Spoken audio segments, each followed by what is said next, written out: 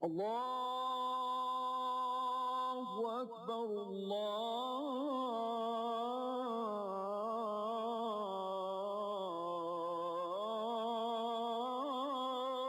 Akbar, Allahu Akbar, Allahu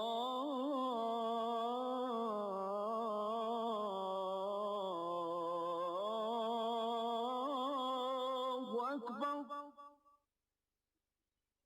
أشهد أن لا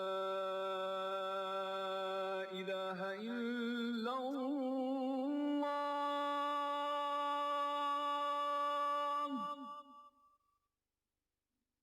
أشهد أن لا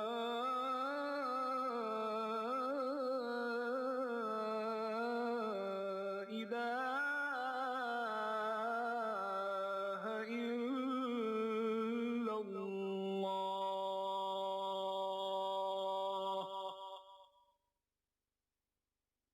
أشهد أن محمدا رسول الله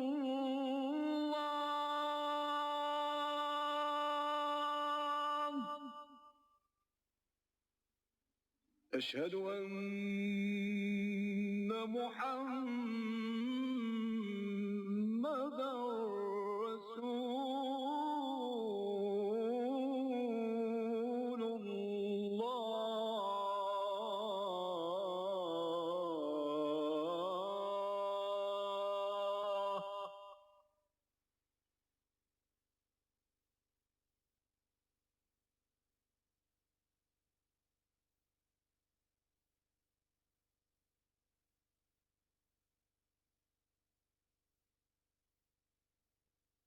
Bismillah ar-Rahman ar-Rahim. Ladies and gentlemen, I welcome you to the sixth and the last session of our round table with Dr. Israr Ahmed. As you remember, he has been talking about the Islamic revolution. This evening, he will explain it fully. Therefore, the topic of today's session is prophetic model of establishing Islam and the total politico-socio-economic system. I request Dr. Israr Ahmed to please make his discourse.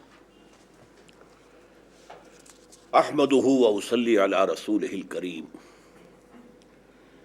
أما بعد فأعوذ بالله من الشيطان الرجيم بسم الله الرحمن الرحيم هو الذي أرسل رسوله بالهدى ودين الحق ليظهره على الدين كله صدق الله العظيم رب اشرح لي صدري ويسر لي أمري واحلل عقدة من لساني يفقهوا قولي. Dear brothers and sisters from Adam and Eve, may Allah bless us all and guide us to the right path. Before I begin my presentation for this session, I have to make 3 explanations first. In my morning presentation, when I said that the Indian subcontinent in the 20th century produced 4 great personalities,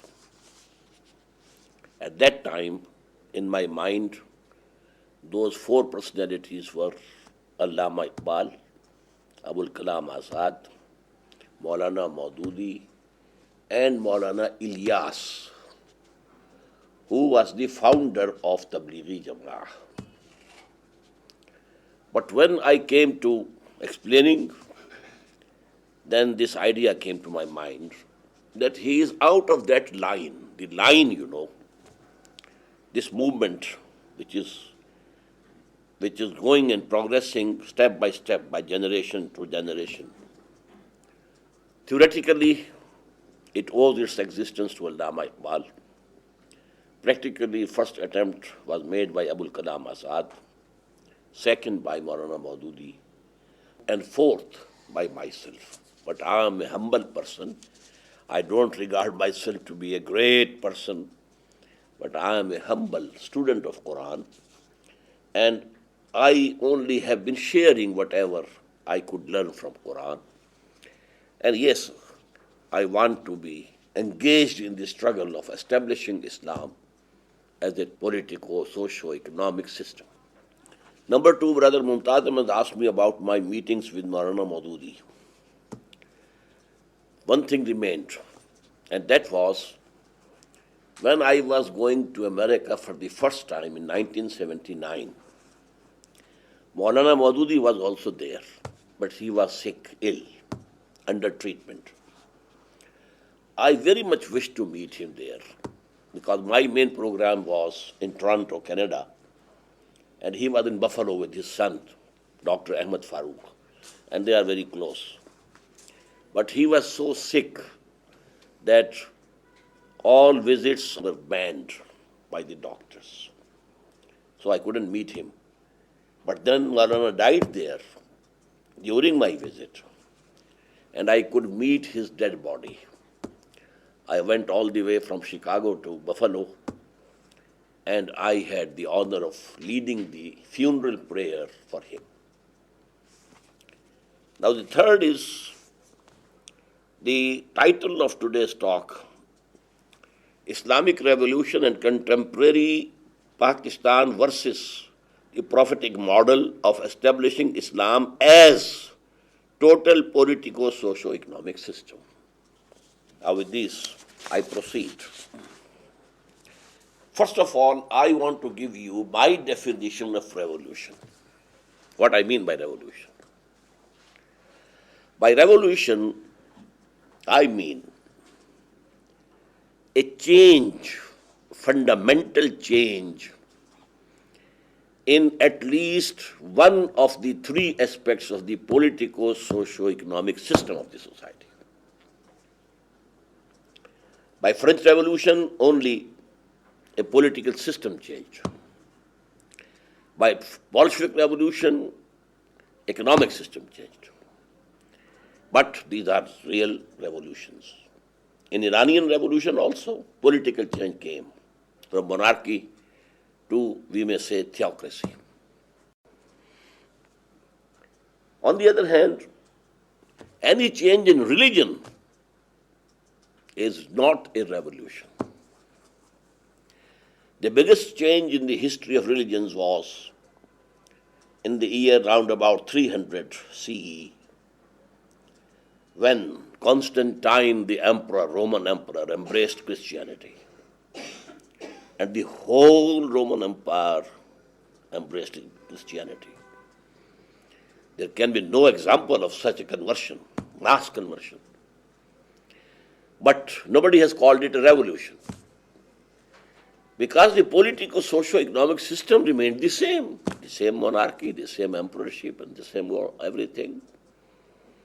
Lords and barons and so on and so forth, whatsoever they were.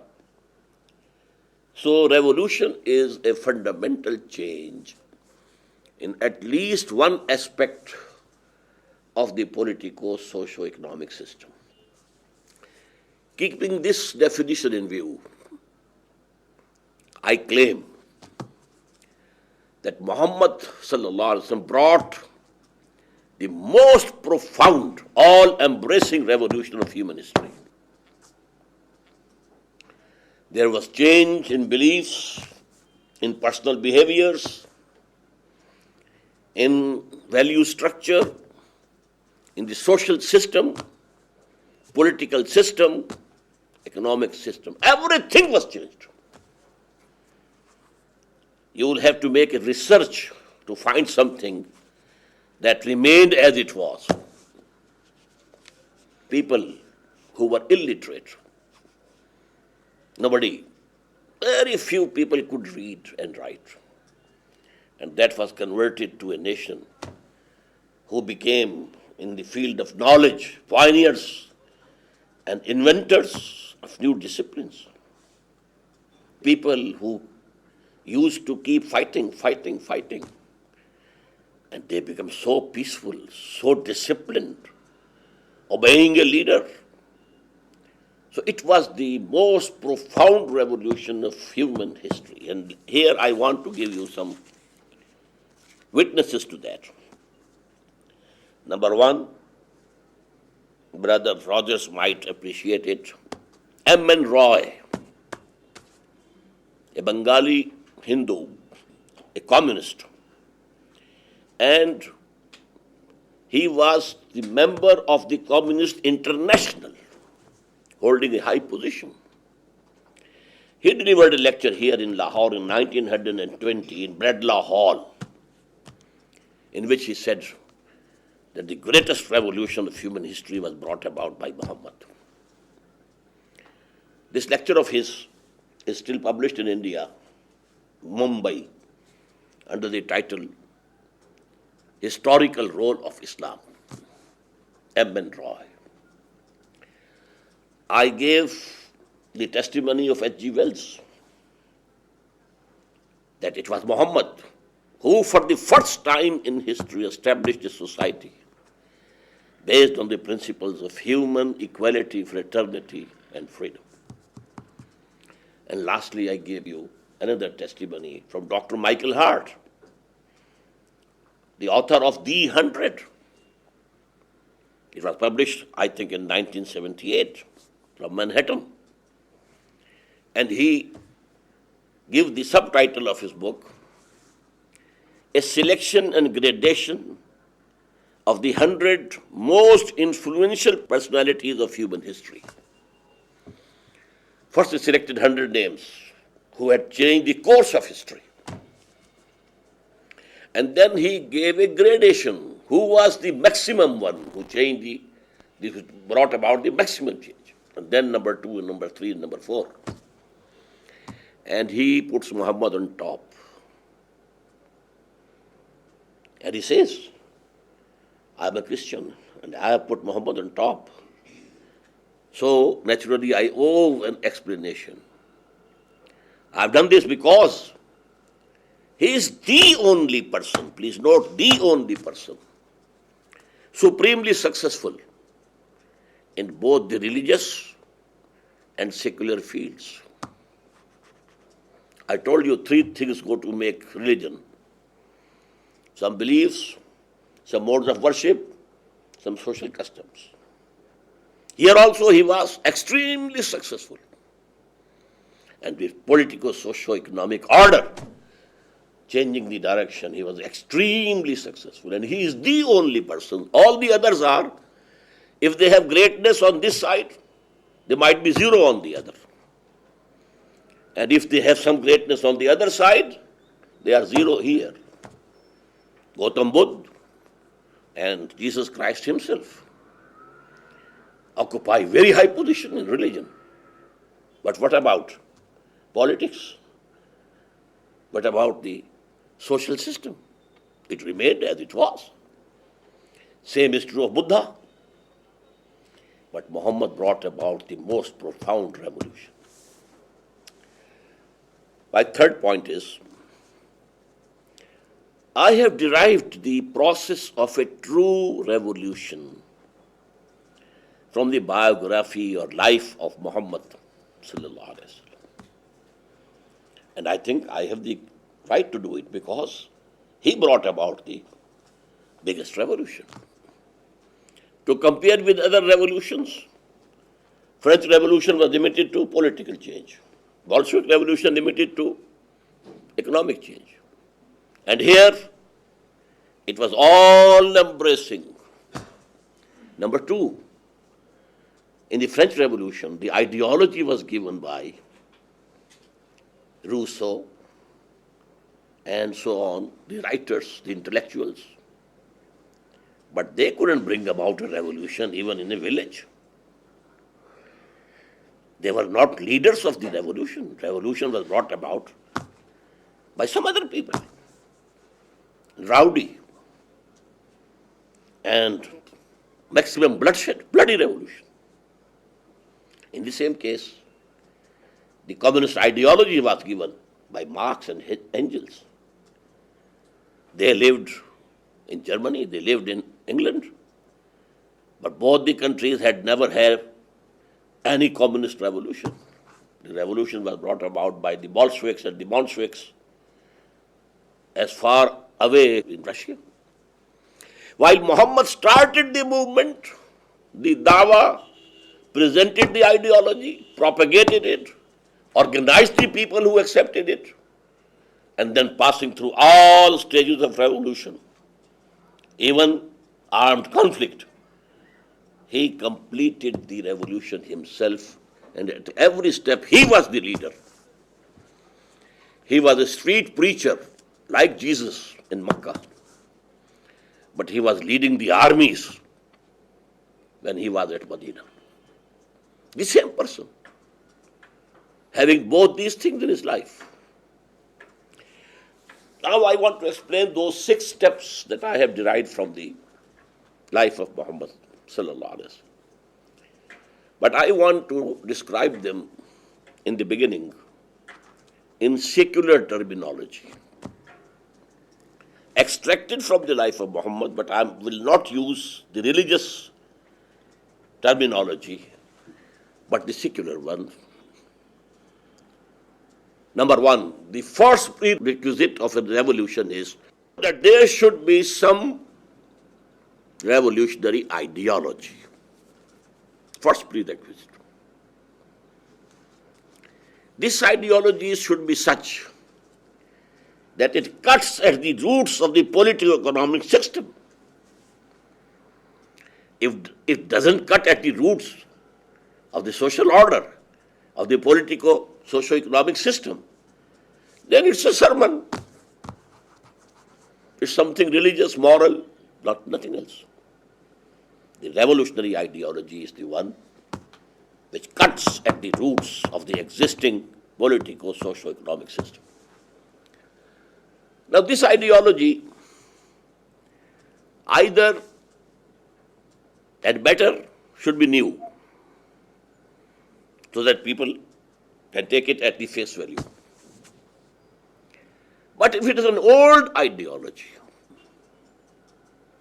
then it has to be reinterpreted in the idiom of the time,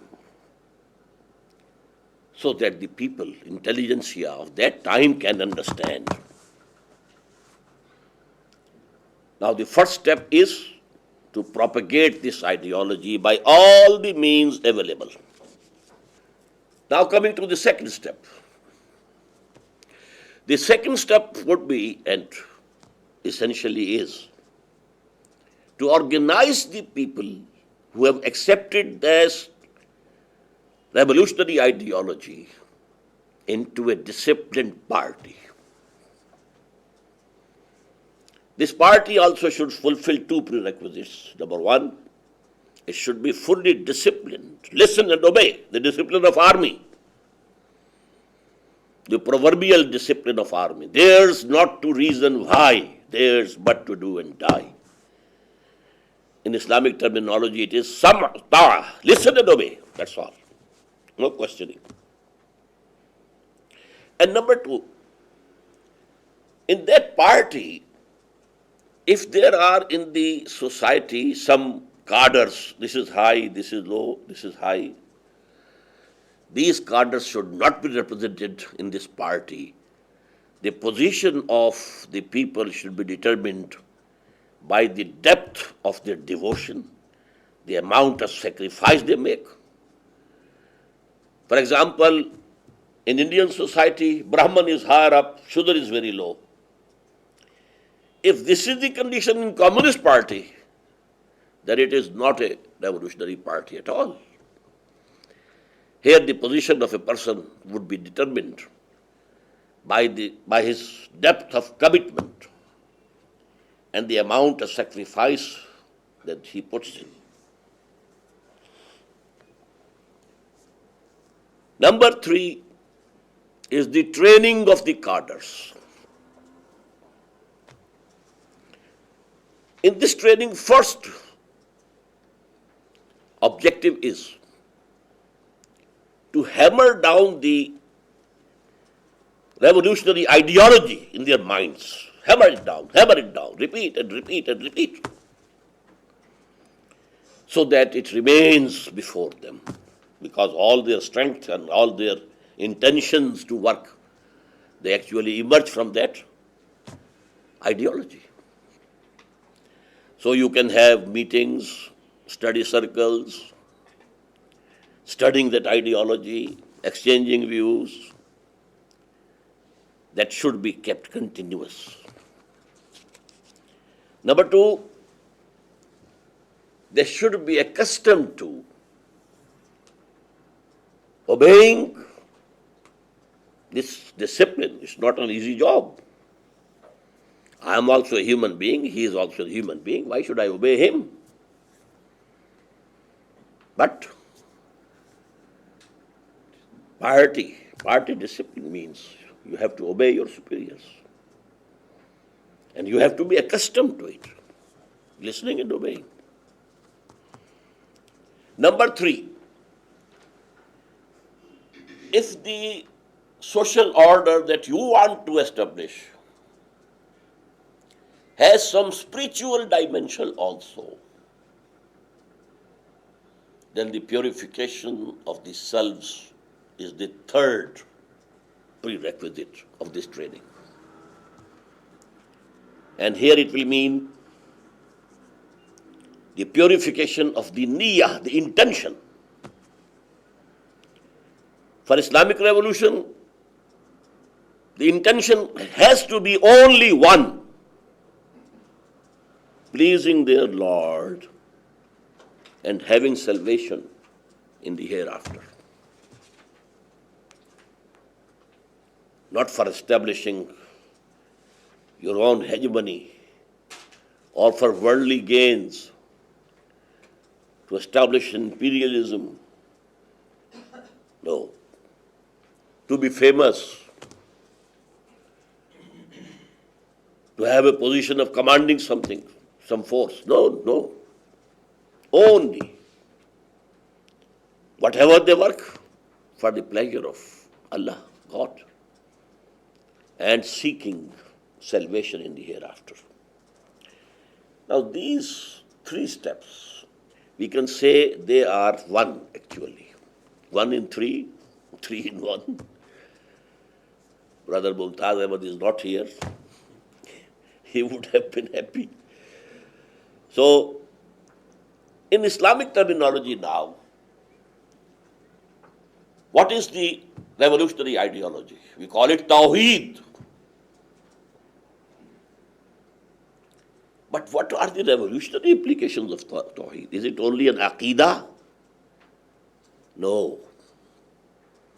First of all, it means sovereignty belongs to him.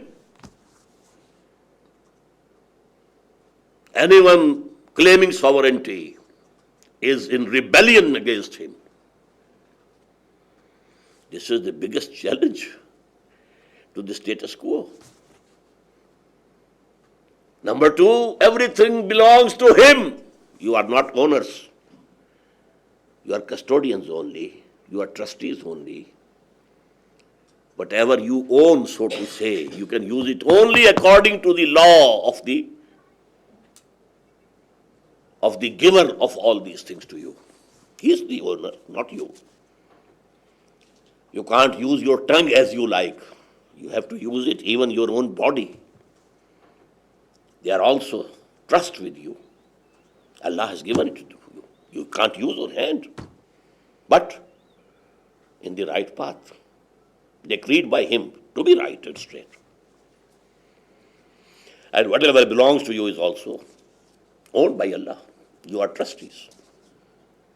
Number three, at the social level, I'm counting political level, sovereignty for God. Economic level, no human being, either individually or collectively, owns anything here. Number three, all human beings by birth are equal. No high, no low. No superior, no inferior. So actually Tawheed, which has now become only a creed, a belief. Allama Iqbal said, Zinda quwwat thi zamane mein ye Tawheed kabhi. This Tawheed was a living force, a revolutionary ideology. And now it has become a subject of scholastic discourse. Theology. This was the ideology. Now he propagated, street preaching, addressing congregations, going to markets, calling at the doors of individuals. Whatever was available, there were no other means of communication. In this way,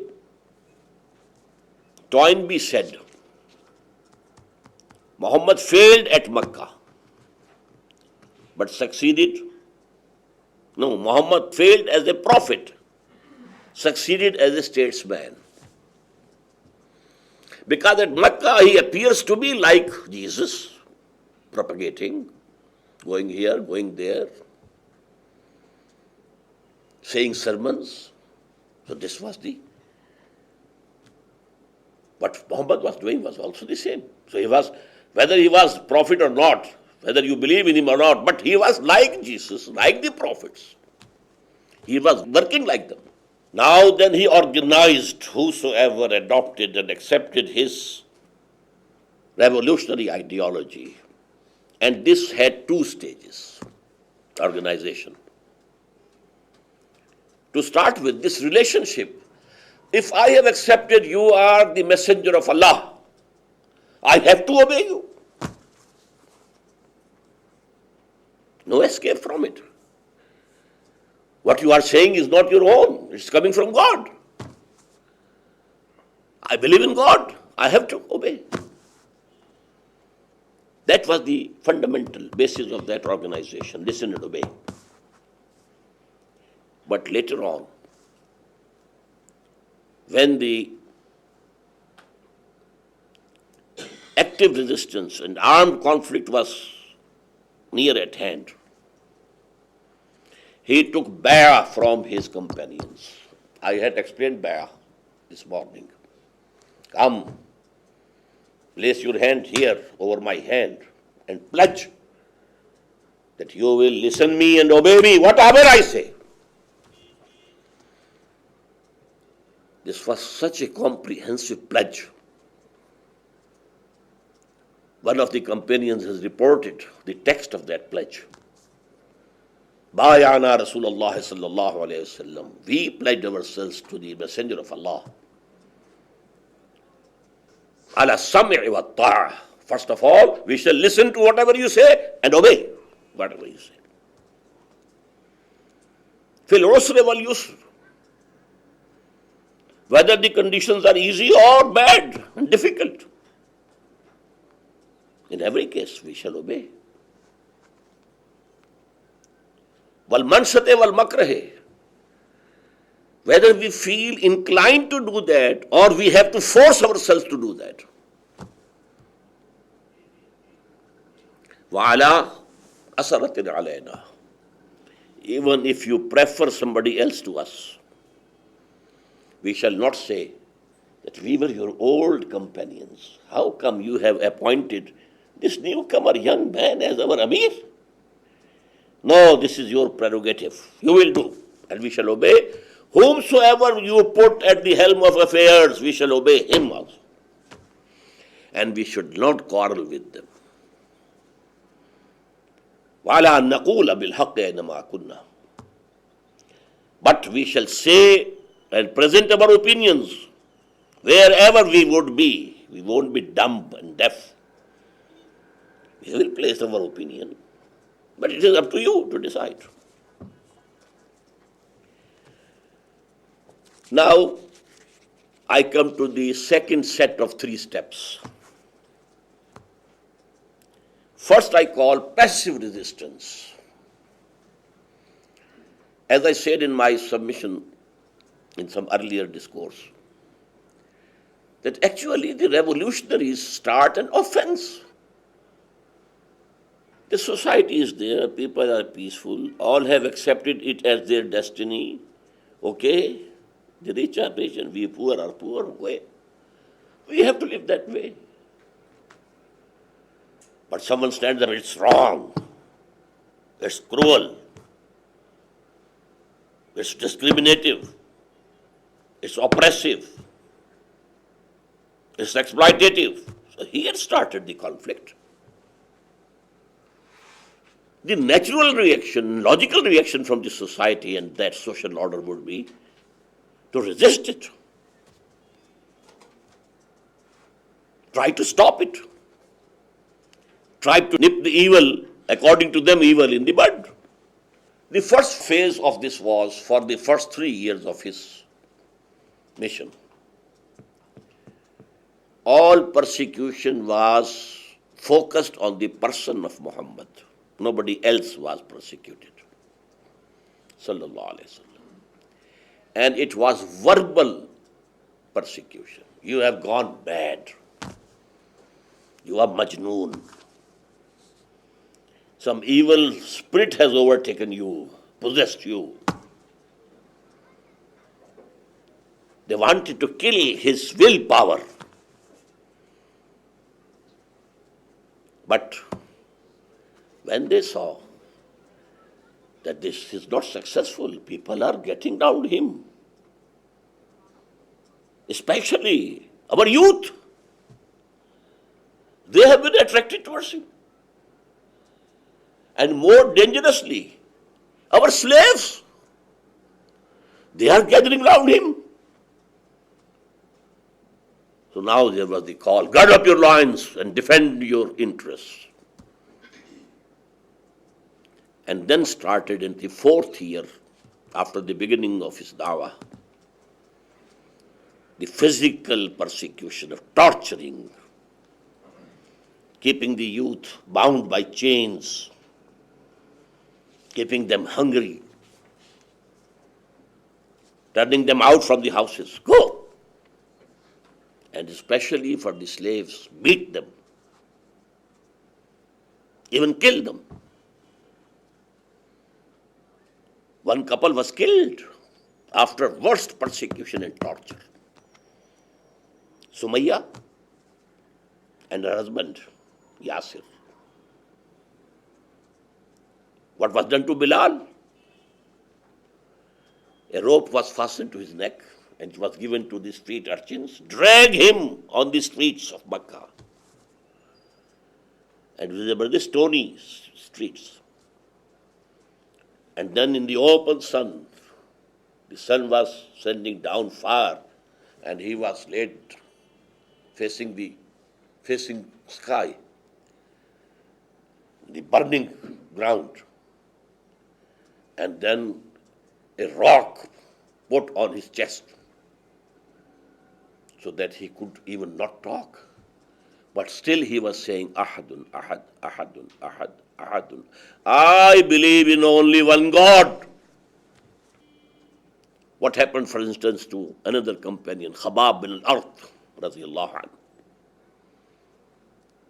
He was called, and live cinders, burning coal, they were spread on the ground. And then he was asked to take off your cloth, your shirt, lie down on it. And he lay there. The skin was burned. Then the fat of the back, that melted. And in this way, the cinders were cooled down. Now the point was, for 8 long years after the beginning of this persecution, physical persecution and torture, the command of the day, order of the day was, take all persecution without any retaliation. You are not allowed to raise your hands, even in self-defense. To this I had given the title, passive resistance. Resistance is here. You have to keep standing on that position, not going back. Stick to Tawheed. Say that I believe and I will follow Muhammad. You do whatever you like. You want to kill me? Okay, kill me. But no retaliation. This was, I think, the master stroke of Muhammad sallallahu alaihi wasallam. What was the result of this passive resistance? Number one, the revolutionaries have to buy time to be able to reach More and more and more people. In the beginning, they are a few, in very small numbers. If they also reply violence with violence, if they become violent, they will be crushed in no time. So you have to buy time. Taking all persecution, physical and verbal, but not retaliating. Isbiru, isbiru, isbiru. Have patience, have patience, have patience. Be steadfast. Bear it, bear it, bear it. For 8 years, 8 long years, this was the order of the day of Muhammad. The second result was that the silent majority in that city, in that society, its sympathies turned towards these revolutionaries. What are they doing? What have they done to Bilal? What was his crime? Did he steal something? Or did he attack someone? No, nothing. He is being persecuted only because he believes in one God and believes in Muhammad, that he is the messenger of God. Now you can imagine what would be the reaction. Silent majority is silent, but not deaf. It is dumb, can't speak. They don't have the courage to stand up and say, this is right, this is wrong. No, they don't have it. They are accustomed to obeying their masters and their leaders. But within their hearts, they have the sympathy for those who are facing this, bearing this. And this was actually, in the later stages, this was the deciding factor to people who went to fight against these Muslims when the armed conflict started. From within, they believed that Muhammad and his companions are the cream of our society. With whom are we fighting? With Muhammad, his character. With Abu Bakr, his character. They are the cream of our society. So that was one of the factors of the success during the last stage of armed conflict. Now there was an incident which happened through divine intervention. In the 10th year after the beginning of this mission, number one, Khadija, the wife, the only wife, 15 years older, she died. She was a rich woman. And she had supported Muhammad sallallahu alaihi wasallam. So there was a consoling wife at home, and she has gone. Number two, his uncle, Abu Talib, he had not come to believe and embrace Islam. But because it was a tribal society, he was supporting his nephew, because he was the chief of the clan of Banu Hashim. So the whole tribe of Banu Hashim was supporting him and protecting him. He also died in the year 10th after the beginning of the mission. And Muhammad said, sallallahu alaihi wasallam, this is for us the year of grief, Amul Huzn. And now the chief of Banu Hashim was Abu Lahab, who was the bitterest enemy. So now the decision was taken to eliminate Muhammad, kill him. Now there was no danger that the infighting would start among the Quraysh and that Banu Hashim will stand in revolt. No. He went to Taif in search of an alternate base. He met the 3 chieftains of Taif, presented before them the dawah, and asked them, if you believe in me, and if you promise to support me, I can shift to Taif. Living at Makkah is no more possible for me. All the 3 rejected, humiliated him, used abusive language. And when he wanted to return, the street urchins, they were given the green signal. Teach him a lesson. Now they were pelting stones on him. And his body was bleeding. He had with him only one of his companions. He was a slave, but then he had freed him and he had adopted him as a son. Anyhow, this was the saddest day in the life of Muhammad. And when he came back empty-handed from Taif, he couldn't enter Mecca. He sought the protection of some chieftain, other clans. One by one, two refused, the third accepted. And under his protection, he entered Mecca. This was the condition, Brother Faris, this was the condition. After 10 years, longest and hardest work of dawah, of tabligh, of no less a person than Muhammad sallallahu alaihi wasallam. But then the divine intervention came.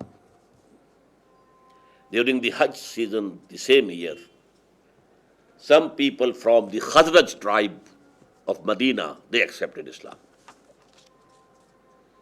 When they went back to Medina, they propagated. Next year, they were 15.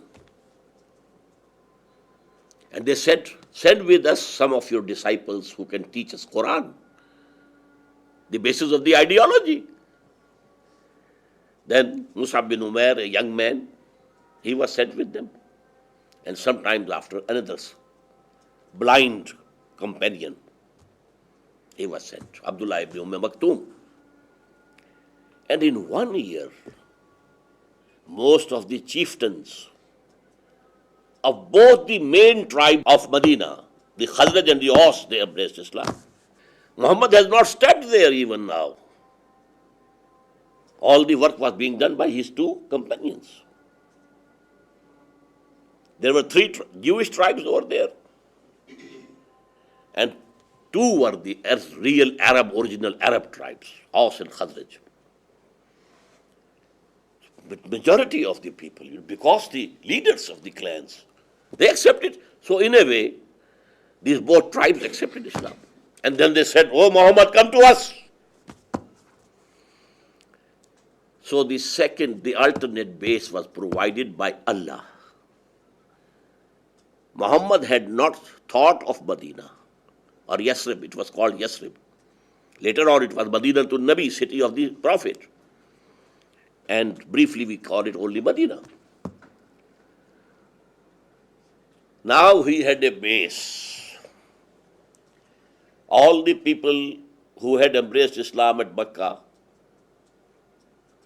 it was declared imperative on them that they have to make hijrah. Come here, leave your homes and hearts, even if you have to leave your families back. This hijrah. So that all the force is gathered at one place, so that it can become a base for a launching and assault on Mecca. Now here, but Brother Kaya didn't agree with me. I brought, the list of the 8 expeditions. Muhammad took only 6 months to consolidate his position at Medina. Building of the mosque, it was the government house, it was the parliament, it was the school for teaching, it was a monastery for the purification of souls. It was the center of that all activity. Number 2, the brotherhood between people who were coming from Mecca. They were Quraysh. The tribe was different. It was a tribal society. And here who have embraced Islam, they are Aus and Khazraj. And there had been enmity between these tribes before.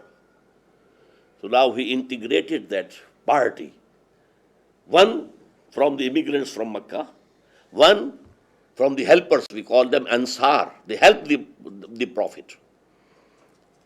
And they were declared to be brothers.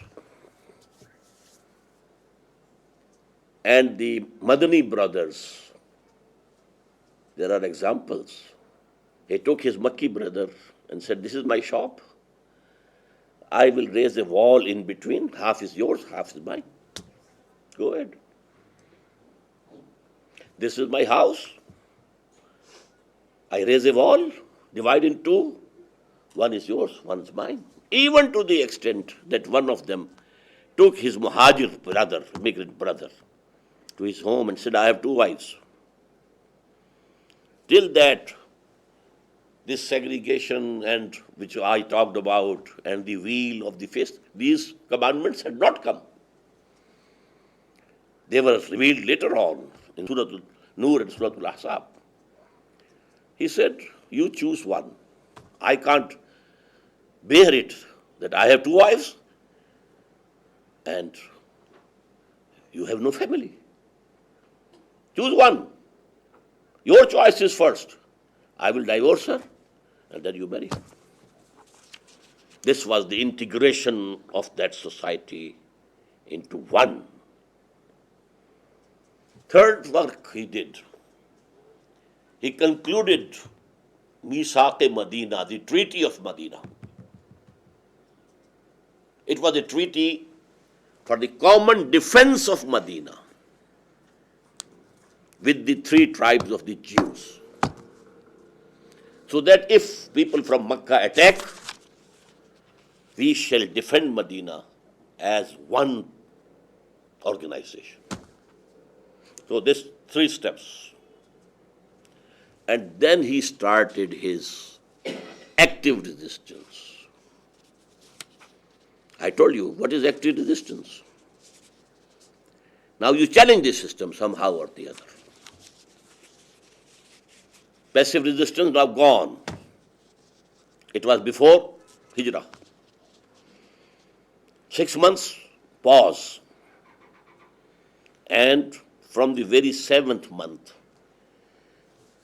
the Prophet started sending groups, guerrillas, challenging the caravans, the lifeline of Quraysh. The caravans going from Mecca to Syria, passing very close from Medina. They threatened it. And so to say, threatened the lifeline of Quraysh of Mecca. These expeditions, in 4 of them, Muhammad Sallallahu Alaihi Wasallam also participated. And wherever he went, he concluded treaties with the tribes of that area. All these tribes were under the influence of Quraysh. They were accepted as, although there was no formal government in Arabian Peninsula, no state, but Quraysh were the kings of Arabia without any crown. They were the custodians of Kaaba. And in Kaaba were placed all the idols of all the tribes. So all the idols of all the tribes were hostages with Quraysh. If you harm Quraysh, they will throw out your god, your idol from Kaaba. So they enjoyed in Arab Peninsula this hegemony. But now wherever Muhammad went, he concluded a treaty. Whether they become now allies of Muhammad or they said, "We will remain neutral, Muhammad. Neither we shall help you against Quraysh nor help Quraysh against you." In both cases, the zone of the political influence of Quraysh was diminishing. These two were the steps taken by him to challenge Quraysh. As a result, 1,000 soldiers strong army came out from Mecca. And then the first battle took place at Badr. I have discussed these things in very lengthy details. But I apologize that book is only in Urdu, not in English. These things I have discussed. Maybe after this round table, Brother Afsar feels that he should translate this book. It's quite a big book, 400 pages, not easy to translate. But maybe, if Allah wills, it will happen. So now the sixth and the final phase of the revolutionary process of Muhammad started. And that was the armed conflict. It resulted in a 6 years long war. And there were battles. Battle of Badr, Battle of Uhud, Battle of the armies. These were the battles. War was continuous. There were ups and downs also. Due to the mistakes of the Muslims, there were some setbacks also. But finally, Quraysh came to a conclusion that we have to have some treaty with Muhammad. 6th year after Hijrah. Treaty of Hudaybiyah. What it meant? Between Quraysh and Muhammad. Quraysh recognized Muhammad, that he is a power to reckon with. The chief tribe of Arabian Peninsula has accepted and recognized him. Allah called it in Quran when the revelation came, Inna fatahna laka fathan mubina. O Muhammad, we have given you a very clear victory. And please note, it was from this event, after this event, that the Prophet sent letters of invitation to the kings all around Arabian Peninsula. The Emperor of Iran, the Emperor of Rome, Heraclius, of Iran, Khusro Parvez, Makokos, the Patriarch of Alexandria, Nagus, the Emperor of Ethiopia, etc., etc., etc. Before this, he never sent any letter, never sent any muballigh anywhere. This is the revolutionary struggle. A missionary struggle spreads and spreads and spreads on ground. It doesn't establish any social order, political, socio-economic order. Doesn't establish any state. The missionaries, working for centuries and centuries and centuries, they never established a state. And our Tablighi are now working, going to America, going to Europe, going even to Israel, going to Russia, going to China, South America, going. But not to establish the deen of Allah. Only preaching and preaching and preaching. So I used to say one is the missionary struggle. That is also a struggle. You have to spend your time and money and everything. And the other is revolutionary. Marxism, accept it. Now be ready to sacrifice your lives and topple over this government or rule of Tsar and establish the system. This was the first example in the human history that Muhammad produced. After he had that victory inside the Arabian Peninsula, then he extended his sphere of dawah to outside of Arabian Peninsula. But then, now I want to be very brief. In the 8th year after Hijrah, because when there was treaty for 2 years with the Quraysh, now there was time for preaching. So in these 2 years, lot of people had accepted Islam. And when in the 8th year after Hijrah, Muhammad proceeded to Mecca. He had 10,000 people with him. And the Mecca had to surrender without any resistance. A very few people died who couldn't bear it from among the infidels and mushriks of Mecca. And they had to accept. Whatever has happened, we have to accept. And after that, that position came, which I discussed in my earlier lecture. قالت الأعراب آمنا قل لم تؤمنوا إذا جاء نصر الله والفتح ورأيت الناس يدخلون في دين الله أفواجا. When help of Allah came and you got the victory, you were triumphant, O Muhammad, and you saw now armies of people are entering the deen of Allah. They are coming. Deputations from that tribe, we accept Islam, we enter the deen of Allah. Another deputation coming from another tribe, from another corner of Arabian Peninsula, we accept.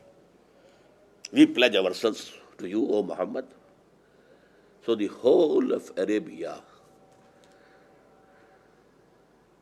here the deen of Allah became supreme. Now, regarding revolution, my stand is that no true revolution can be contained in any geographical or national boundaries. It is the litmus test of a revolution that it will go beyond. If the ideology is forceful, it will be accepted. So now the internationalization of the revolution of Muhammad started through those letters. A conflict started with the Romans. There were 2 fights, 2 battles. But I don't want to go into detail. Only I want to mention that now, when Arabian Peninsula had been secured, cleared of kufr, all Islam, now he proceeded to internationalize his mission.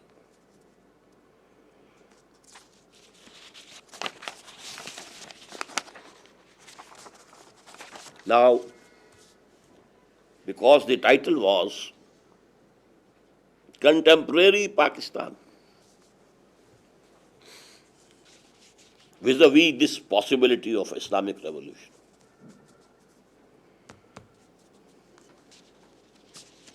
But let me make one point.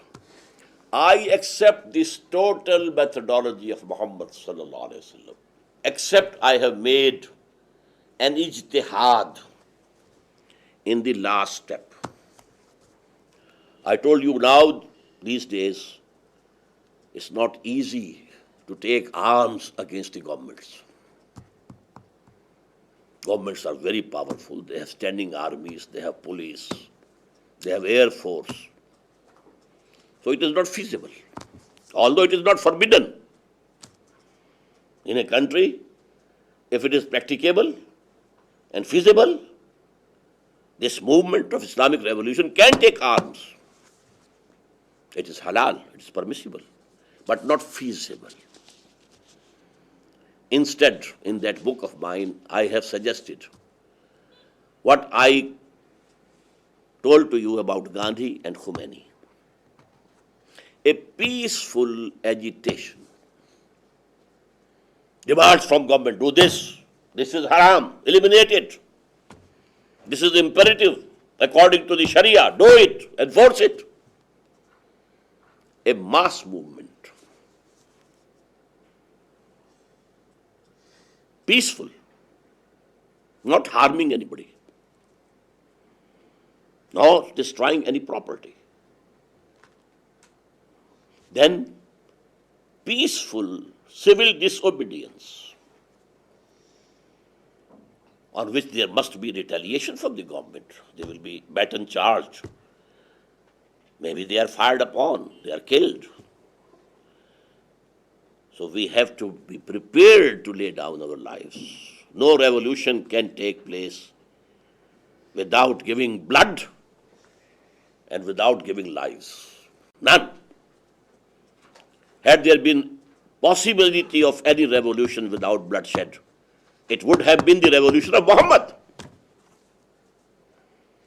But even there, blood had to be shed.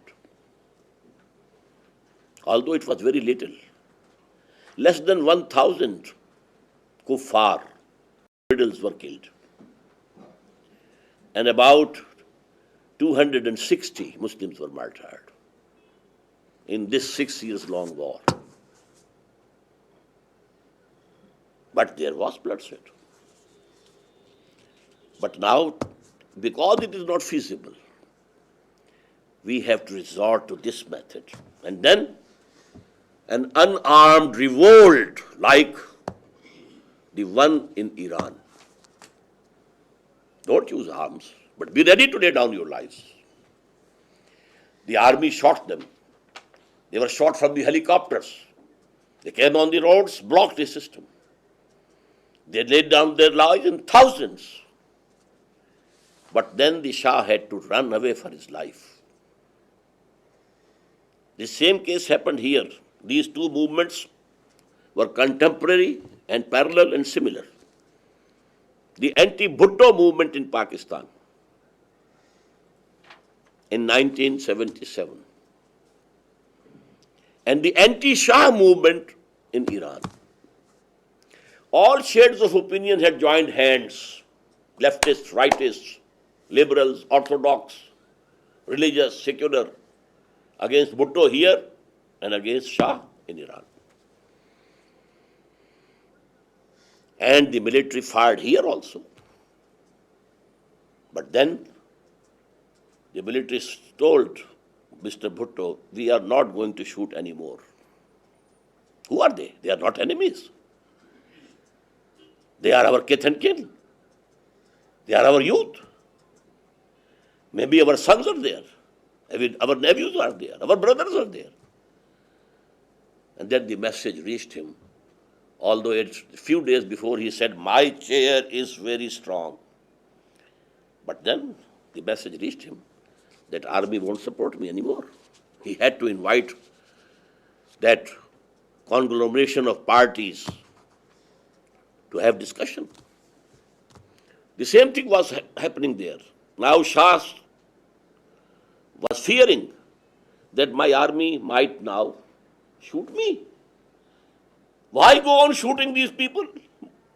They are our brothers from the same nation.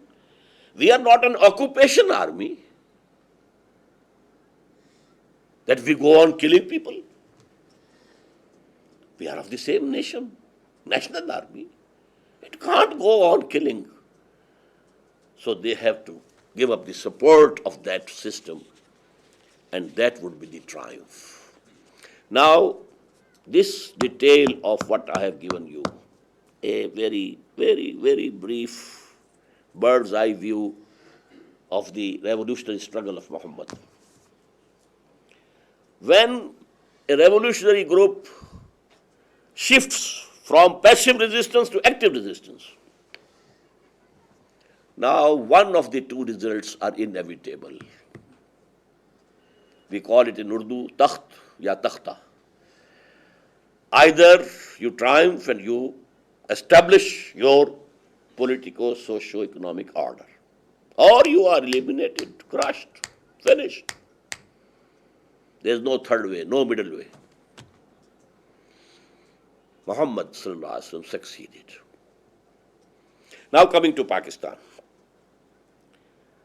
What I see of Pakistan, what is my view of Pakistan, I have 5 points to make.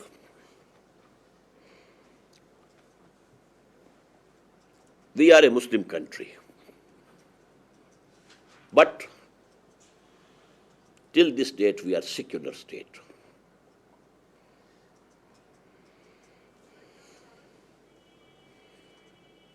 Only we have in Constitution 2 articles. One declaring sovereignty for Allah, and the other pronouncing that no legislation can be made here repugnant to the book of Allah and the tradition of His Messenger.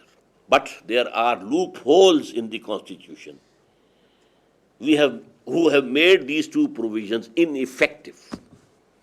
and that secularism is going on, going on, going on. Number two, the governing elite,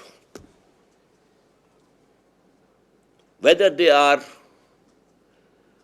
from the big landlords, the moneyed minority, or bureaucracy, civil and military. These are the four circles who have been governing Pakistan alternately. Martial law, then martial law goes, then there is a combination of landlords and the capitalists and the bureaucracy. They are ruling now. These people are absolutely secular minded. All these groups, by and large, there are exceptions, but they are exceptions only. The exceptions prove the rule. Their value structure is absolutely materialistic.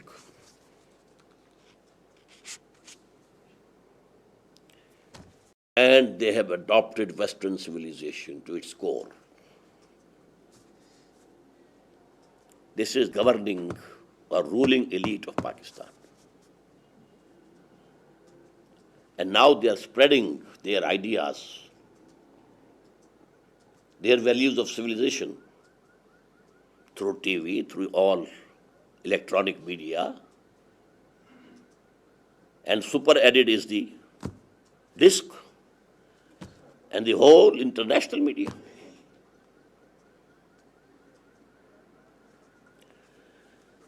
Now coming to the general masses.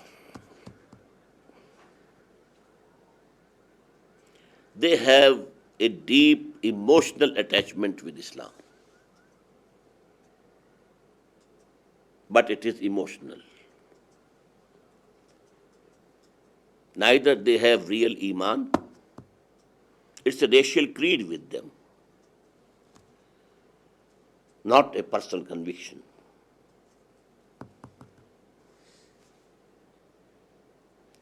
And their value structure is also absolutely materialistic. On one side is some money, on the other side is some commandment of God. Well, this can take care of itself. I accept money. This is the general value structure of our people.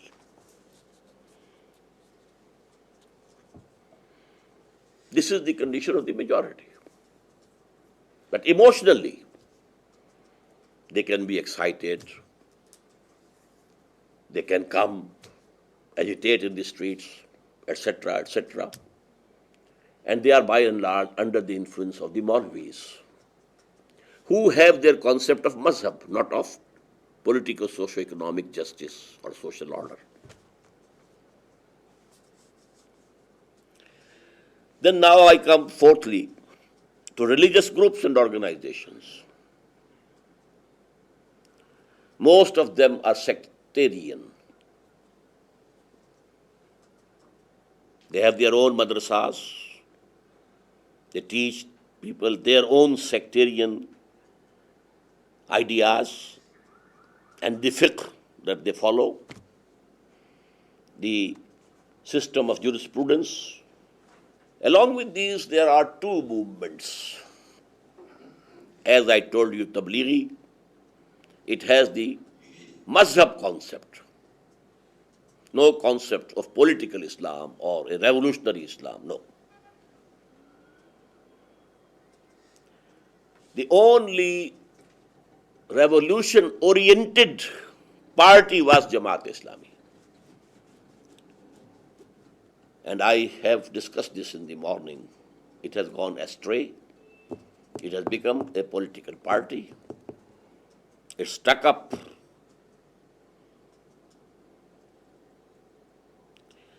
And now is a very small group of ours. We are the custodians of that revolutionary message. We started with Iqbal. about which the first attempt practical was Abul Kalam's, the second was of Maulana Maududi, although the Jamaat is continuing. But it's not the same revolutionary party. It has been bogged down. Now the last point. Still I have hope that Islamic revolution will be accomplished in Pakistan and the adjoining country of Afghanistan.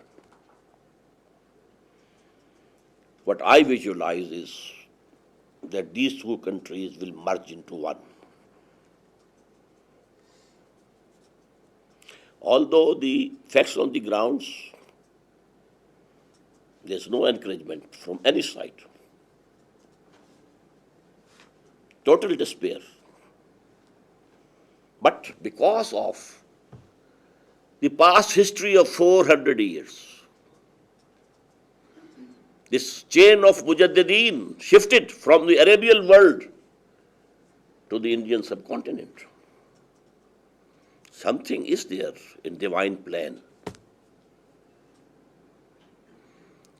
Then, in the last century, when there were intrigues and conspiracies against the Khilafah, Ottoman Khilafah, Caliphate, the protest movement was only and only and only in India, nowhere else. Although if Khilafah was an Islamic issue, it was the issue of the whole of the Muslim world. But a very strong movement in which even Gandhi participated, Hindu. What he had to do with Khilafah? But he knew that if I don't support this movement at this time, Muslims will never support us in the freedom struggle. Number 3, genesis of Pakistan was in the name of Islam.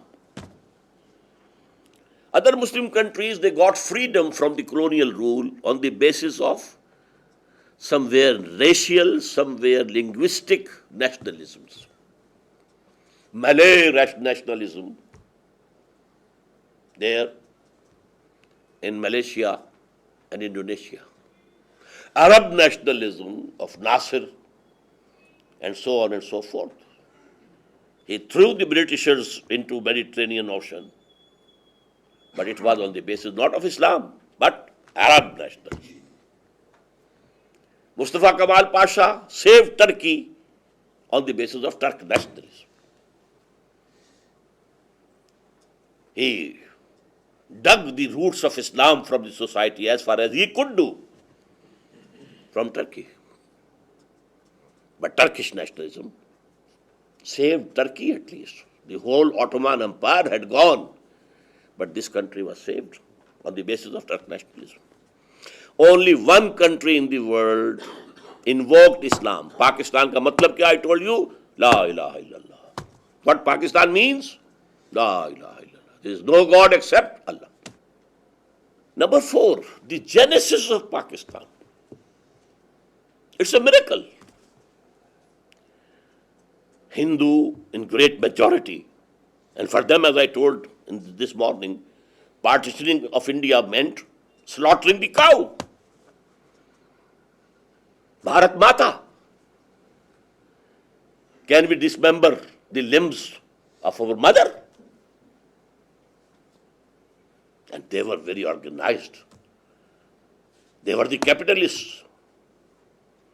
Indian National Congress was a big organization.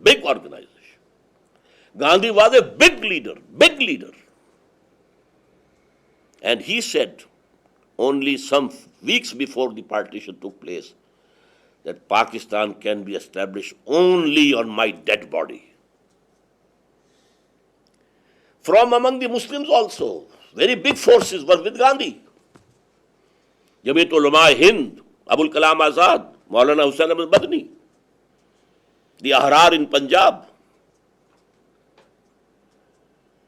the Surposh group of Khan Abdul Ghaffar Khan, father of Khan Wali Khan, they were on the side of the Congress. How come? How come this division? And please note, had there been the government of the Conservative Party at that time in England, one could say that the English have divided Indian subcontinent. They were pro-Gandhi, pro-nationalism. But still their policy had been divide and rule. But at that time, it was Attlee who was the Prime Minister in England. He disliked Qaid-e-Azam Muhammad Ali Jinnah. He hated Muslim League. The Viceroy was Mountbatten. He had become a disciple of Gandhi. He had family relations, they say illegitimate also, with the family of Nehru. And still Pakistan came into existence. 1 year before partition, Muhammad Ali Jinnah accepted the cabinet mission plan. It was that India should be divided into 3 zones. Western zone having Muslim majority, Eastern zone having Muslim majority, and the central zone, big zone of Hindu majority. But the central government will be one. These 3 zones will be autonomous. A few subjects will be given to the center, foreign policy, currency, communication, etc., defense. For all other practical matters, these will be independent. Jinnah accepted it, jumped on it. But because there was a provision that after 10 years, every zone will have a right to secede. And Nehru, who was the president of All India Congress, he said, who allows later on to secede? On the basis of this, Jinnah applied the reverse gear. If these are the intentions, we are not ready to accept this cabinet mission plan. And Britishers were in a haste, they had to leave. So they partitioned India into Pakistan, comprised of 2 zones, East and West, and Bharat. Lastly,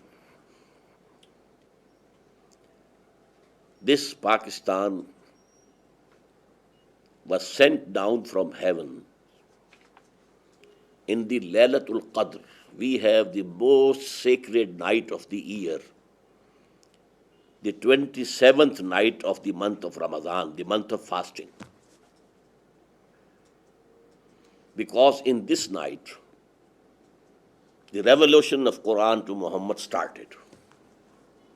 That is called Laylatul Qadr, a very valuable night. The decision of partition of India came in this night. And the day was also sacred, Friday. Now, these are the conditions. And then, I don't want to go into detail, there are prophecies also of the Prophet. Some of the prophecies are very similar to the prophecies of John, the last book of Gospel, Revelations of St. John. What events will be coming before the end of this world?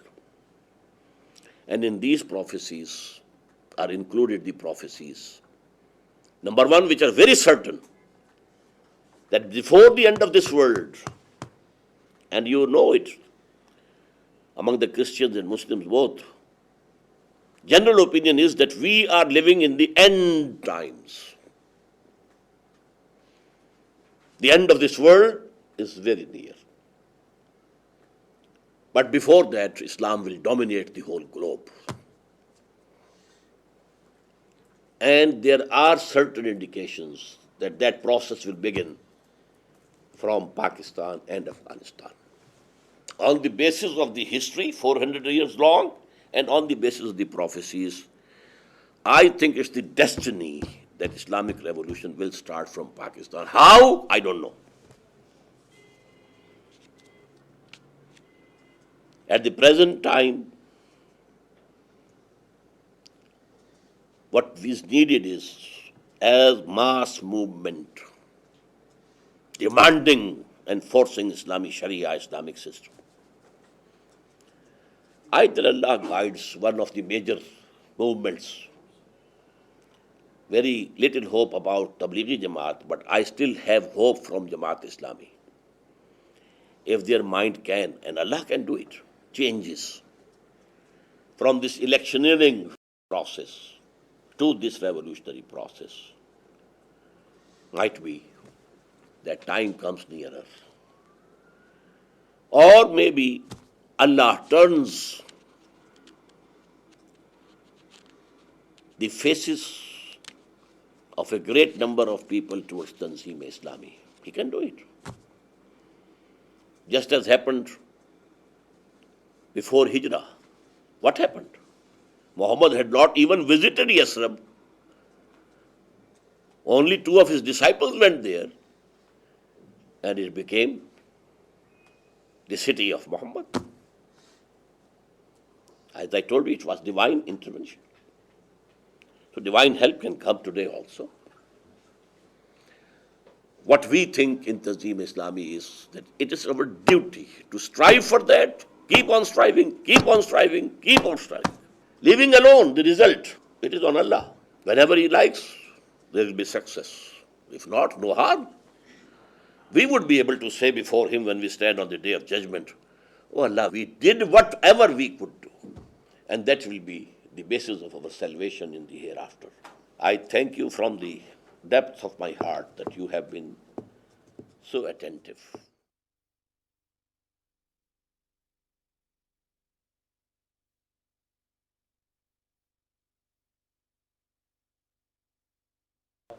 Dr. Israr, I fully understand where you're coming from as a revolutionary leader. And I also understand why your starting point is with Muhammad. In my view, you are part of a pantheon and within a tradition of people in the 20th century who have studied and developed the tradition of revolution. I think, and again it's my opinion, that it is your misfortune that all the 20th century revolutionary leaders were atheists. Some of them have been quite successful. Mao, Castro, Ho Chi Minh are just 3, but there are others. And I think all of them would agree with your prerequisites: the revolutionary ideology, the disciplined cadres, the sacrifice, the training of the cadres, the purification. They would all be at one with you. And what I find, and my question is this: it seems that if you don't study contemporary revolution, there will be the possibility and even the likelihood that you will reproduce the mistakes of others. As the world of imperialism is powerful and also studies revolution and revolutionaries, they have studied these people in depth. And so my question is, why do you keep yourself away from the Maos and the Ho Chi Minhs and the Castros? Because their writing is easily available.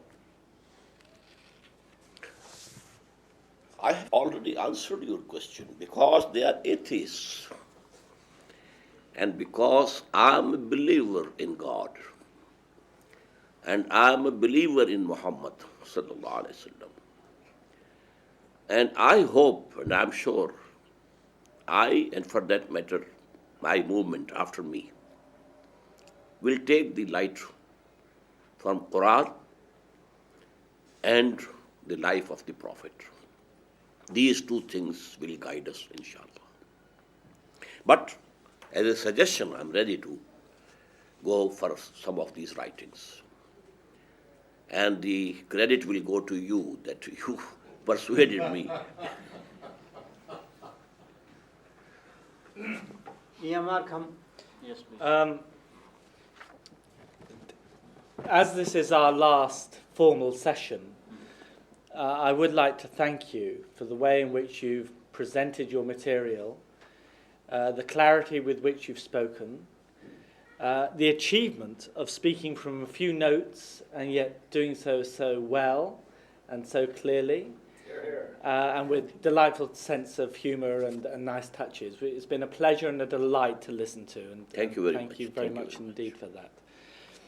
Now, I'm not a Marxist, and one slight worry I have is that I think you're a bit more of a Marxist. You don't need to start reading this stuff. I think you're already influenced by the vision of the world that Marx constructed, where you have a sort of entrenched enemy which needs to be overcome. The only mechanism needs to be ultimately resort to revolution or violence, and the whole transformation of the system, so you can't take bit. And that sort of picture, you know, has pervaded our consciousness, and I think has affected the way you've interpreted the Prophet's life. And I put to you the suggestion that perhaps, given you're so concerned with pure Islam, that what you've partly done here is allowed your Islam to be shaped with the sort of Marxism that sort of permeates much radical talk in many movements. In the same way as nobody in the West has read Immanuel Kant's Critique of Pure Reason, but there are millions of people who've been affected by it. I think I would like to suggest you've been affected by the way you've interpreted the Prophet's life, by the sort of Marxist model that pervades our society and those who think of these things in these ways. And linked to this, I'm still not entirely clear, and it might be that I'm just a little dim and not very bright, but I'm not entirely clear what's wrong with the liberal democratic model of taking your vision of the common good, as we would talk about it in the West, take your vision of the common good, take that vision to others, persuade them of it, and through persuasion, bring about the vision of the common good that you think is best for people. I still don't quite see why that route's so impossible. Firstly, I thank you for the compliments. Secondly, I assure you, I have not at all read Marxism, not at all studied Marx. My source is the book of Allah and the Sunnah and Seerah, we call it, the life of Muhammad. And I said it in the very beginning. I had derived this from the life of the Prophet. My source is the life of the Prophet. And I have inferred these 6 or 7 steps from that. But it can be a coincidence that because this is also a revolutionary view, so the other revolutionaries, there can be a similarity between our thought and our ideas. Now, actually, liberal democracy is first of all based on the principle of human sovereignty. No acceptance of divine authority. Here our paths are separated. And I think to the humanity at large, to reach them, the only way is to establish that political, socio-economic order in some one country. That will be a model. This was the vision of Iqbal, this was the vision of Qaeda. We have failed utterly up till now. And the biggest blame I give to Maulana Maududi for his turn from that revolutionary struggle to a political struggle. Maybe in the next near future something else happens. That's all. I thank you, and I. Dr. Norton, please. I too want to, I want to reiterate, say again what Ian just said, and I don't need to repeat his words, they were very good, about how impressive and instructive actually, for me, and I'm sure for the rest of us, you were. In terms of revolution, as it would not surprise you, I'm sure, it seems to me that given the present situation in this world and also in Pakistan that you described at the end of your discourse today, it seems to me you do indeed need Allah to change ideas and opinions before you can have a successful revolution. That's just one comment, and you can comment upon it. And I agree 100%. All right. Now, Divine help is a must. all right. Now, I have a question, but before that question, I just want to say that my major disagreement with you in terms of the revolution that you propose, I suppose, is the goal of the revolution. That is, unless Allah changes the ideas and the beliefs, I would say to you, of all the people that exist, then it seems to me that the goal of your revolution, which is an Islamic state, first here in Pakistan or Pakistan, Afghanistan, and then throughout the world, that goal is something to which I object and I oppose, because that goal does not allow equal freedom and equal rights for all people, regardless of whether they believe as you do or whether they believe in Islam or not. And I must also say that if I were in one of the countries and that revolution came, and it came as the end part, as an armed revolution, that I would say that in terms of my beliefs, I would engage in armed conflict against that, because that's against my principles. That also, I'm sure, doesn't surprise you. Now I come to my question. But this view of yours, you have repeated several times during these 3 days. Okay, so it's not a surprise. That's right. Now, I think I may know what your answer to this is, but I'm going to ask it anyway. Do you not think in any way, that the time of Muhammad, when Muhammad did indeed successfully engage in and then complete a revolution, do you not think that those times are so strikingly different from now in the 21st century that there is a tremendous problem in striking the analogy and or in even constructing the way a revolution today might be organized if one is going to organize it in the way that Muhammad did in his lifetime?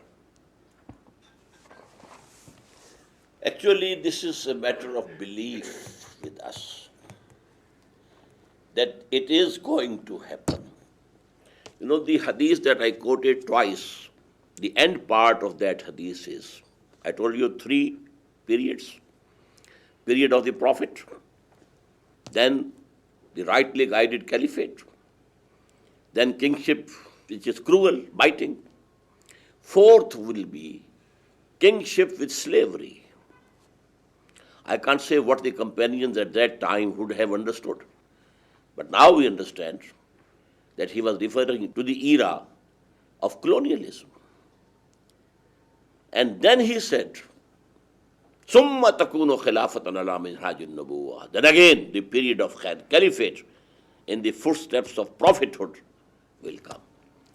So on the basis, I said, on the prophecies of the prophet, I believe in him. And seeing these 400 years history, I think and I hope that the divine scheme is that in this region it will be established first of all. Although I said it and I repeat, I don't know how. God has His own ways. And we feel it obligatory upon ourselves as the ummatis and followers of Muhammad, because his mission was, I actually quoted the ayah today and I couldn't refer to it during my discourse, that the purpose of the advent of Muhammad declared by Quran is to make the deen of Allah supreme. Thrice in Quran this has appeared, thrice. You are not only a preacher, you are not only a purifier of the souls of the people, you have to make the deen of Allah prevail. That was his mission, assigned to him by Allah. And then Quran mentions in different words at 5 places that Muhammad has been sent for the whole of humanity. So his mission will be complete only when the deen of Allah is supreme over whole of mankind and over whole of this globe. And this is going to happen. I believe in it. And it's my religious duty to strive for that.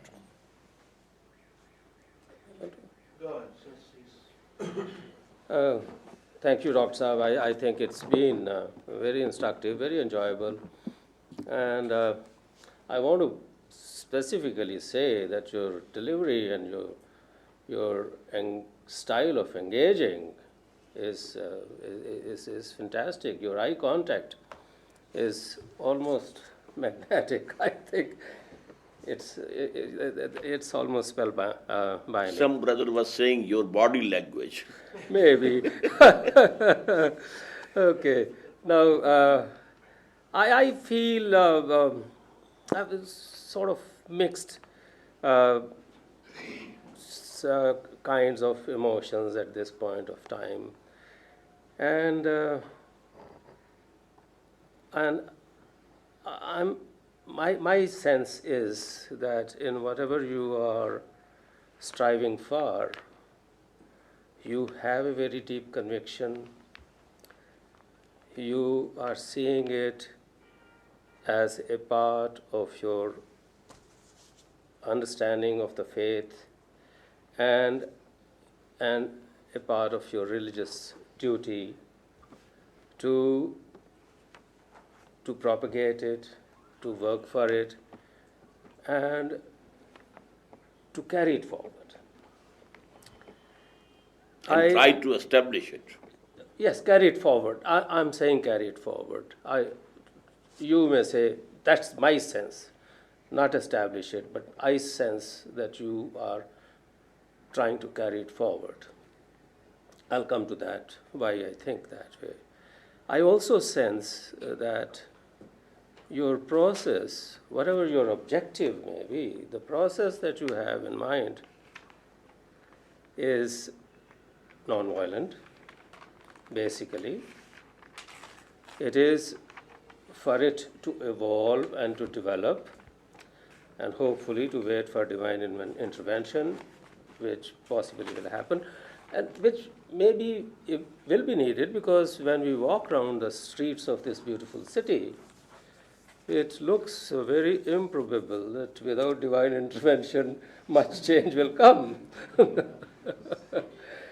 Now, what I therefore have been wondering about is this, that if the objective is in the ultimate to have some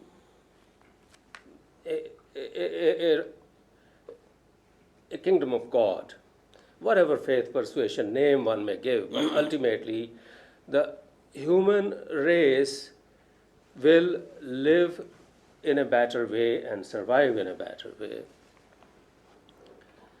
And if that happens in a non-violent manner, where people of other persuasions, they do their thinking, those who have no persuasion, who don't believe, they do their thinking, well, it's almost like Mao's was it Mao who said, let many winds blow, Let thousand flowers blossom?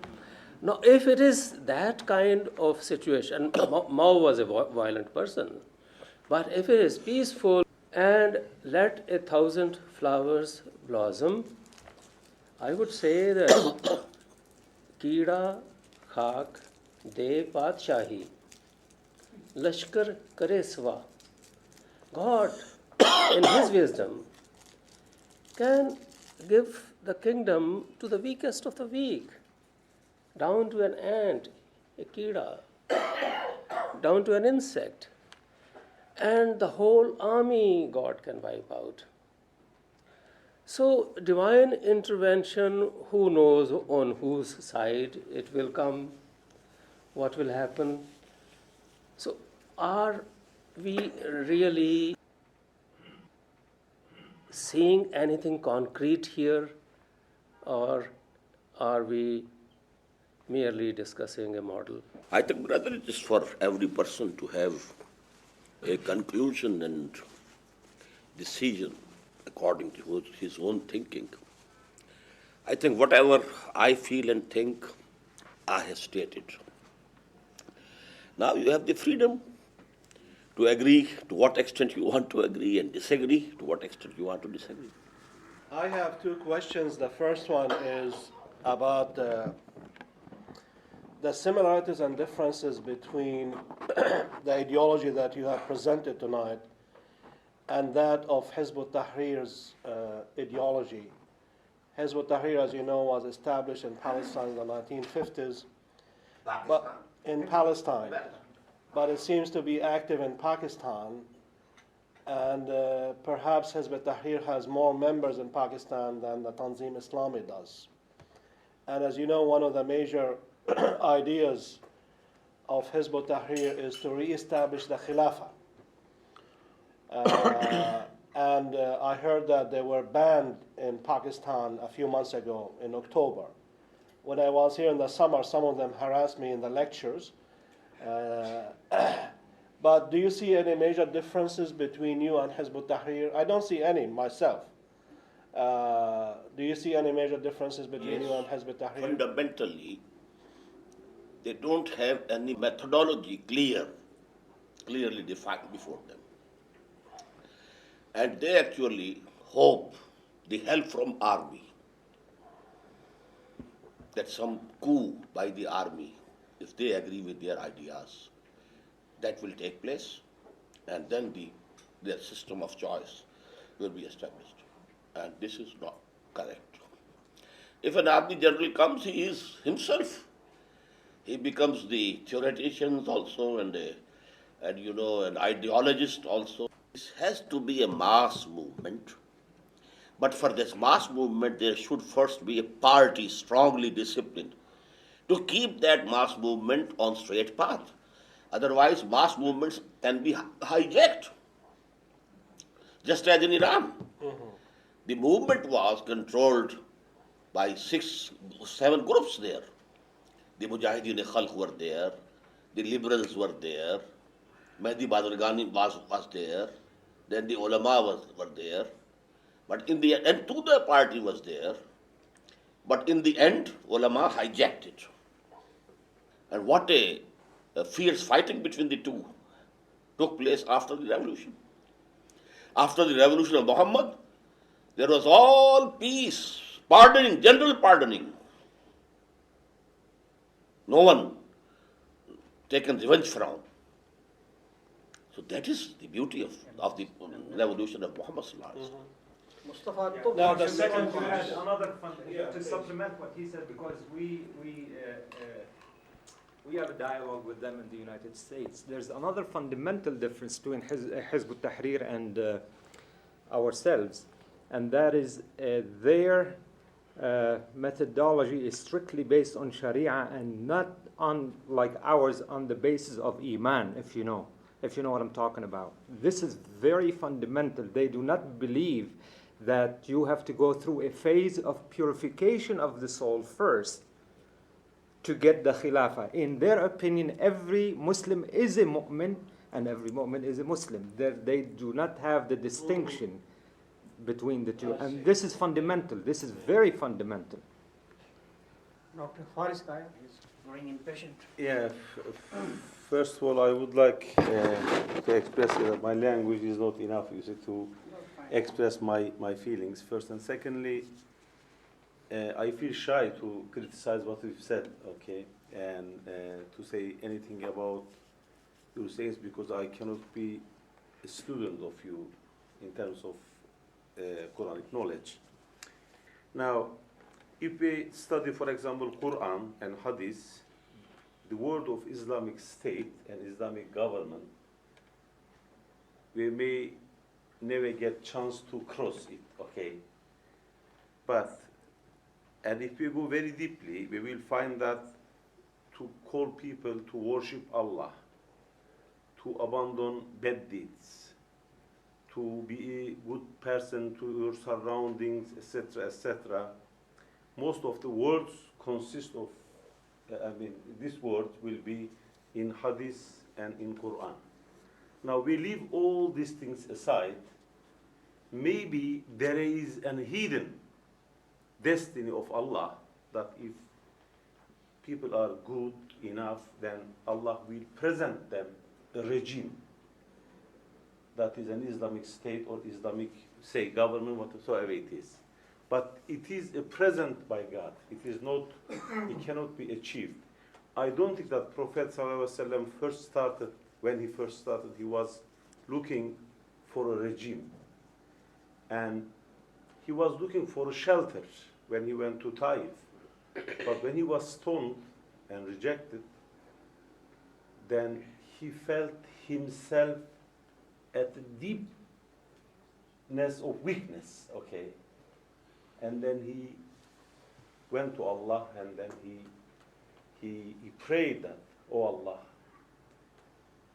I have something wrong in me, etc., etc. You know better than I do.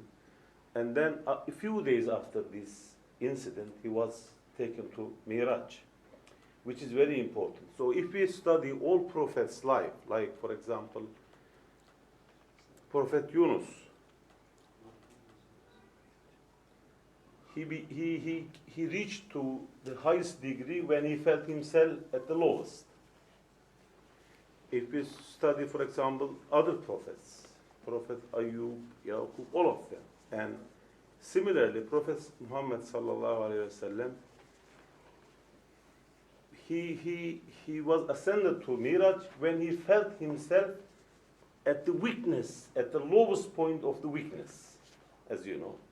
So similarly, I think I really had in my imagination that I would hear something also about his devotion to Allah, his humbleness, his exemplified person for us to be a good person for our families, surroundings, all mankind, even not mankind, for animate beings, for all our surroundings, environment, etc., etc. Now, similarly, I really cannot express myself. I think that all from his life, his hadith, Quran, when we see and take him that he was a revolutionary and his aim was to build an Islamic state, an Islamic government, I think this is a very excessive interpretation of him. This is my humble... It's your opinion, brother. Yeah. And you can stick to your opinion. And you are not alone in this opinion. Most of the orthodox ulama, as I told you, they have accepted Islam as a mazhab, as a personal piety, personal good character. But Quran says something else. The first or the second, revelation came. Ya ayyuhal muddassir, qum fa'anzir, wa rabbaka fakabbir. What was takbir Rabb? To make Allah great, to establish His greatness, to establish. And that was, they had understood that this is going to be a challenge for our political socio-economic system. So I have this study of the Sirah, and I respect your views.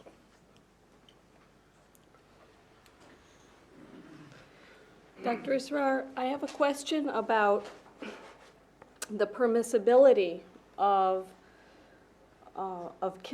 Muslims killing Muslims, because in this revolution, at this time, Muslims would have to be killing Muslims in Pakistan, as opposed to the time of the Prophet, when the Prophet's goal was to make the Arabian Peninsula a Muslim land. They were non-believers. We know all of the excesses of the Arabs of the time. It was a whole different scene. And so, while I don't think that it's permissible to kill anyone unnecessarily, the Prophet was killing, the Prophet's forces were killing non-believers who were attacking them. There was the history of the torture and the persecution that you discussed. So I think that it was a different time. The other difference that I see is that at the time of the Prophet, warfare was very different, and forces were fighting each other pretty much face-to-face and one-on-one. Now we're living in the age of the nuclear weapon.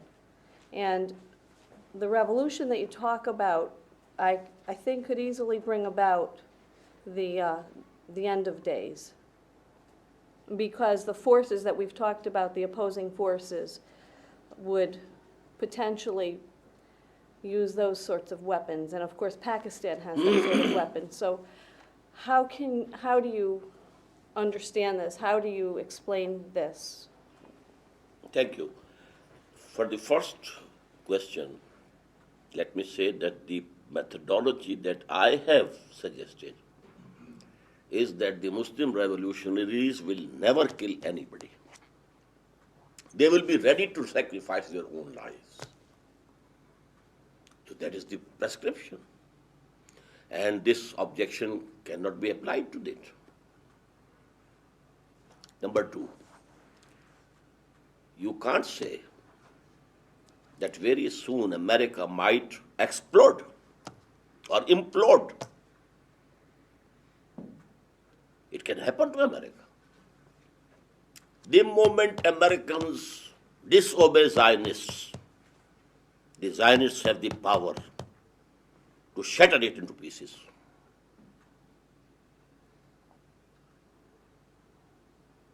And I think Netanyahu, he said it. We can destroy America. They have to take to our policy. I'll get Pentagon on fire. So, what is going to happen, you never know.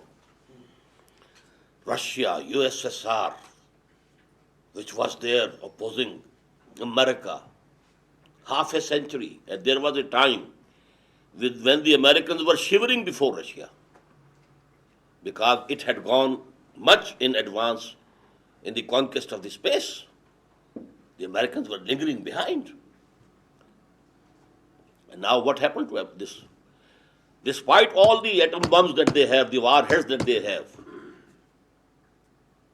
they had to prostrate on the ground before America. So, my humble opinion is, we have to strive for that, finding it to be a duty towards Allah. If I'm faithful to Allah, I cannot join hands with the people who are in rebellion against Allah. And an un-Islamic state is in rebellion against Allah, challenging the divine authority. This age is peculiar in this way. Before that, there used to be shirk only. And every system of shirk accepted the biggest Lord, one. God with capital G, one. omnipotent, omniscient, omnipresent. But under him, gods and goddesses, armies of gods and goddesses. But they never denied the supreme God. He is one. Mahadev in India is one. There can be no two Mahadevs. But Devis and Devatas, there are so many. In Arabia, Allah was one. They believed in one Allah, Supreme Allah. But along with that Supreme Allah, they had Aleha, the smaller gods. Now, but this revolt, global revolt against God, we don't accept your authority. This is the tragedy of modern age. Allah will not sit silent. He will intervene, inshallah. But on behalf of our guests, I'd like to thank Dr. Israr Ahmed for the wonderful talks that he has given so far. This is a major food for thought for all of us, I'm sure. And I'd like to thank the Tanzim Islami here locally for hosting us. And I'd like to thank the Tanzim Islami in North America for supporting us to come here financially. And I hope that our academic and religious contacts would continue in the future. I hope that this is not the last thing. We are convinced that this is a major thing to do, that one of the major problems we have in the West, that Muslims don't have a chance to represent themselves. They are usually spoken on behalf by other people. They are represented by other people, but we've had a major 3-day conference here where we have listened to an authentic Islamic thinker expressing his ideas. Some of those ideas for us have been controversial, but that's fine since we believe in democracy anyway. But this has been a major conference, at least for me, and I'm sure for all of you. And we do thank you, Dr. Israr, for taking your time to speak with us, and thank all of you for the arrangement. But lastly, I'd like to thank a person who had worked behind the scenes, who is not present with us, Brother Muhammad Ali, who is on pilgrimage in Mecca. He had arranged most of the stuff here, but unfortunately he has not, or fortunately for him, is now on pilgrimage. He has not been able to present. I do want to thank all the brothers and sisters who have arranged this these past 3 days and who have been with us. Thank you very much. Thank you. Thank you very much.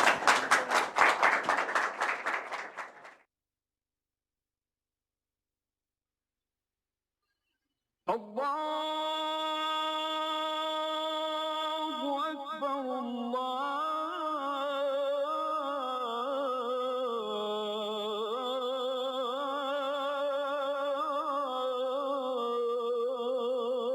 أكبر لا